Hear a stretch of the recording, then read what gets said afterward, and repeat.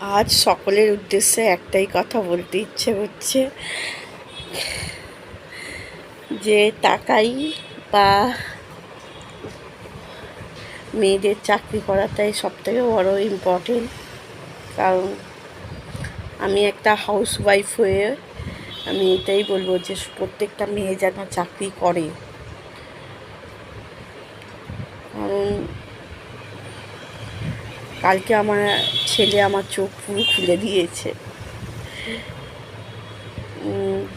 আমি ওকে যখন জিজ্ঞাসা করি যে তুই সবথেকে বেশি কাকে ভালোবাসিস, মাকে না বাবাকে, তখন ও আমায় উত্তরে দিল বাবাকেই ভালোবাসি। কারণ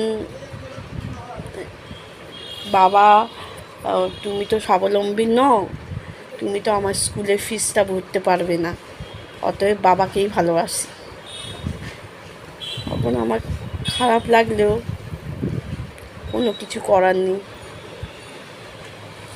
আমি ভেবেছিলাম আমার মা আমার বাবা দুজনেই কর্মরত ছিলেন, মানে দুজনেই কাজ করেন, তো অতএব আমি সেইভাবে সময় নিজের মা বাবার থেকে সময় পাইনি।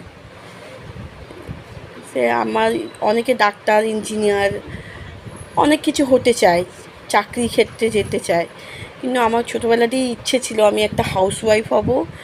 আমি আমার সন্তান বা ছেলেকে বা মেয়েকে আমি যেন সুন্দরভাবে মানুষ করতে পারি।